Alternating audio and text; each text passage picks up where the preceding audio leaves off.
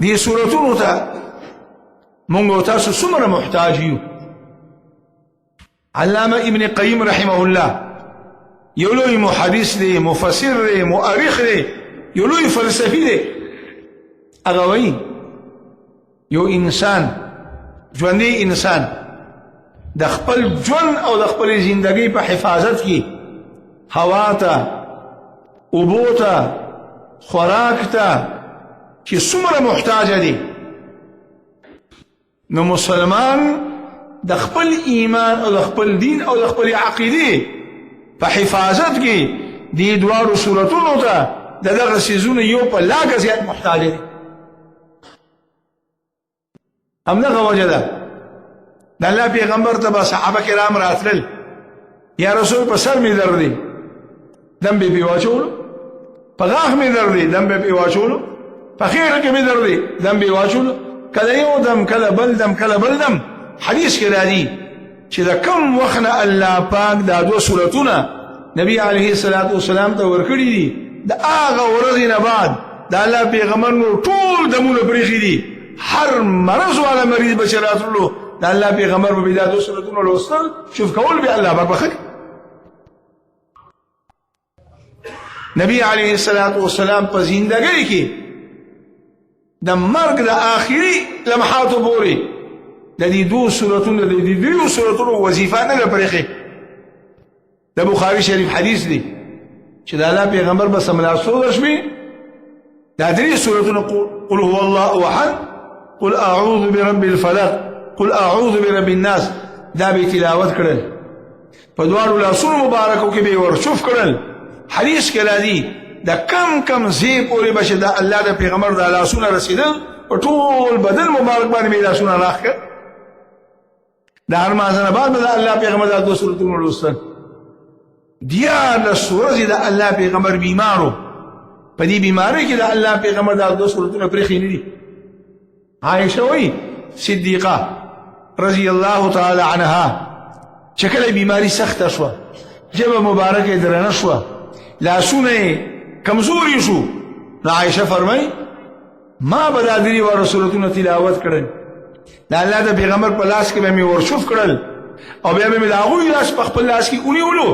او د الله په پیغمبر د هغوی په بدن باندې به مې په مزه مزه باندې راښکلو.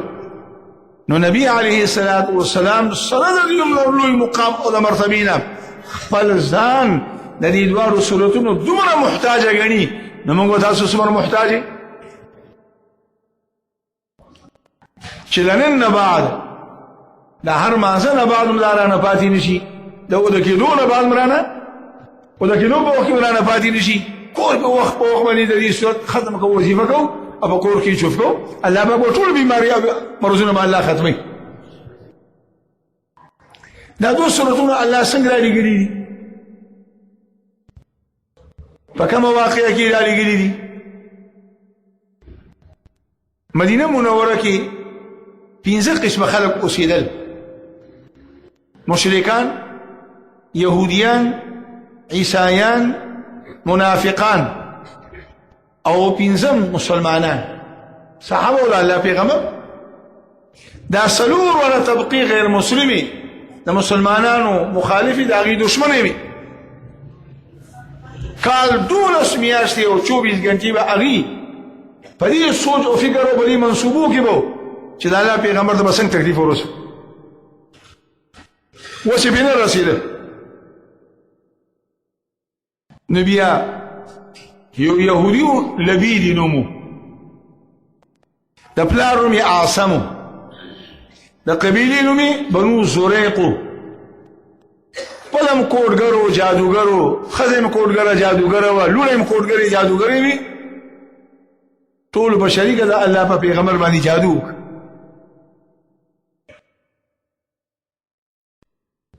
مرکب جادو، کالا جادو، یو د الله د پیغمبر استعمال شده زړه ګمنځ وه، یو د نبی علیه الصلاة والسلام د سر مبارک ویښته و،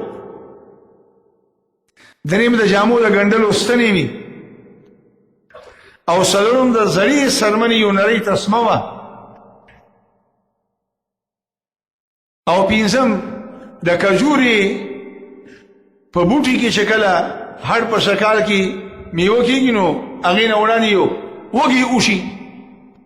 او بیا هغه وږي اوشلېږي د مزرې غونچه راوځي د هغه وږي پاڼې وي نو دې سړي ستنه بیا راواغشتې تسمه به یې راواغشته د الله د پیغمبر ویښته به یې راواغشتې او ویښته نیم او د هغه ستنې او هغه ویښته به یې د ګومنځي په غاښو کې ورکه او خپل د جادو منتر به یې ورباندې چوف کړلو غوټه به یې وله ورکه په دې طریقه 11 غوټې یې وله ورکړي 11 او بیا یې هغه راغونډه کړه او د کجوري د وږي په هغه پاڼو کې راټوله کړه یو شوړی یې جوړه کړه د مدینې منورې د ښار په اطرافو کې د زړې زمانې یو کوهی و اروان فی اروان د نامه پورې پکې اوبه ولاړې وي هغې کې منځ کې کېښوه او د پاسې یو غاټه تیږه پې کېښوه چې څنګه دا عمل وکړه د الله په پیغمبر باندې د جادو اثرات شروع شو تکلیف شروع شو ورځ به چې تېرېده تکلیف به زیاتېدو نعوذ بالله تور زیړې شوګر بلډ پریشر دا بعضې بیمارۍ پټې بیمارۍ دي چې سړی په وخت خبر شي علاج یې وکړي مخنیوي یې وکړي او چې څوک ترې خبر نه وي دوی پټ په پټه لګوي خپل کار کوي بیا داسې سټیج ته ورسېږي بیا اثر نه کوي علاج جادو هم دغه رنګې ده صحابه کرام بخافو د الله پیغمبر بخافو ازواج مطهرات بخافو ظاهر کې د الله پیغمبر روغو او د دنه نه به هغه ته تکلیف رسېده نعوذ بالله الله دې زموږ ستاسو د بچو حفاظت وکړي چې دا د چا په کور کې زلمې بچي که نه او یا یې لوري او نعوذ بالله چا پې کور یا جادو کړي نو خدا کم کوي اسکاف کم کوي ګرځي را ګرځي جامې م اچوي او بیماری ټیسټونه یې صفا راځي ډاکټران مو یې روغې مور او پلار مو تعلیم ورکوي دوستان هم تعلیم ورکوي هسې د ځان نه جوړه کوي ښه او هغه غریب دننه نه په هغه باندې هور لګېدلي نو داسې بیمار بیا د خاندان د وجه لوی تکلیف سره چې وي بیمار او د بیمارۍ پته یې نه لګي چې د بیمارۍ پته ولګي که هر څومره سخت یې سړی علاج وکړي نو د الله پیغمبر بیمار او د بیمارۍ پته یې نه لګي ورځ به تېرېده بیماري به زیاتېده 6 میاشتو پورې دا تکلیف و 6 میاشتې پس چې کله بالکل تکلیف د برداشت نه بهر شو بیا الله پاک خپل پیغمبر خبر هم که او زموږ ستاسو دا ایمان او دا عقیده ده چې د غیب و علم د چا سره دی د الله نه سوا بل د هېچا سره د غیب و علم نشته نه د پیغمبر سره نه د فرشتې سره نه د عالم سره نه د صحابي سره نه د بزرګ سره نه د ولي سره مړ یو که ژوندي د الله په پیغمبر باندې جادو شوی دی پته نه لګي صدیق ته پته نه لګي عایشې ته پته نه لګي نور صحابو ته پته نه لګي نه د جادو پته لګي نه د ځای پته لګي نه د جادوګر پته لګي 6 میاشتې بس د الله پیغمبر ملاس دی ملاس اوده دی او د پیغمبرانو شان لاندې پیغمبر چې کله اوده کېږي نو سترګې اودي زړه یې یخي د پیغمبر زړه نه اوده کېږي همدغه وجه ده که پیغمبر ټوله شپه د ژمي د سهاره پورې اوده پروت وي د پیغمبر په خوب سره د پیغمبر اودسه نه ماتېږي ځکه زړه یې یخ دی نو دوه فرشتې راغلې د سړو په شکل کې یو خپو ته ودرېده او بله سر ته ودرېده او دواړو په خپل منځ کې مذاکره شروع کړه انټرویو یې شروع کړه سوال جواب شروع شو د خپو اړخ دا فرشته وبانی پولیس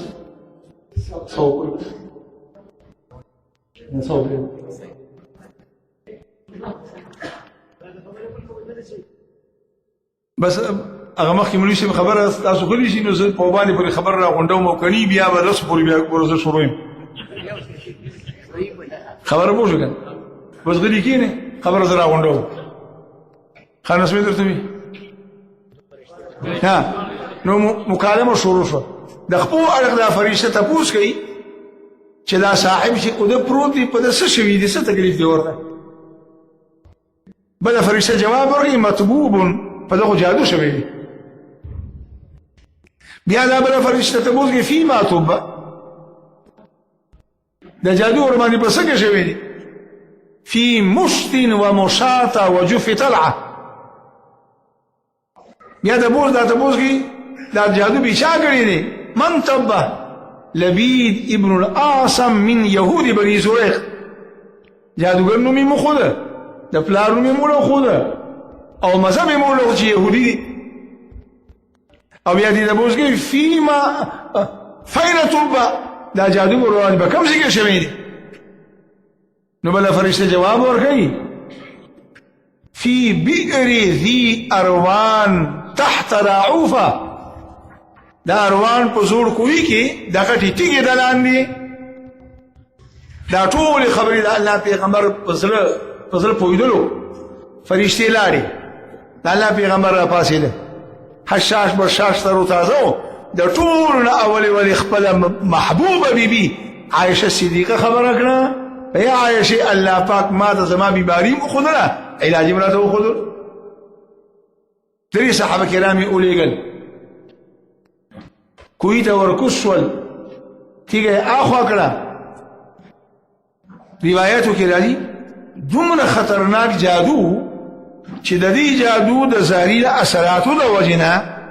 دا کوی هغه اوبو وې داسې زیړې شوې وې لکه نکریزي چې په اوبو کې واچو هغه تکثیر شي په هغې دومره اثر کړي د الله د پیغمبر په وینه به یې څومره اثر کړي د هغوی په هډوکي به یې څومره اثر کړي تیګه اخوا کړه شولې راوښکله د الله پیغمبر ته یې راوړه نبي علیه الصلاة والسلام هغه تسمه کولو کړه داسې یې ځوړنده کړه څو غوټې به کې وي 11 چې څنګه یې غوټه ځوړنده کړه تسمه ځوړنده کړه جبریل علیه الصلاة والسلام راغه او دا دو سورتونه د الله پیغمبر ته راوړل دو سورتونه دي یو کې شپږ آیتونه دي او بل کې 15 آیتونه دي ټوټل 11 آیتونه دي نبی علیه الصلاة والسلام په یو غوټه باندې یو آیت ورشوف کړلو هغه یې کولو کړه الله پیغمبر به فرمایل وایي زه داسې ځان محسوسومه لکه چا جوخت په زنځیرونو کې تړلی یم د هرې غوټې د پرانیستو سره به زما بدن سپک شو اخرنۍ غوټه چې پرانیسته وایي ځان داسې محسوسومه لکه یو لویه زغره د اوسپنې زما نه لاندې پرېوته او زه دې نه سپک راووتلم نو په دې واقع کې الله پاک دا دواړه صورتونه دا لېږلي دي ځکه علماء کرام وایي چې کوم مسلمان د دې صورتونو لوستل معمول جوړ کړي په خپله یې ملولي په بچو یې مشوف کوي کور کې مشوف کوي د کوډګرو کوډ به بې اثر نه کوي د جادوګرانو جادو به بې اثر نه کوي د نظریانو نظر به بې اثر نه کوي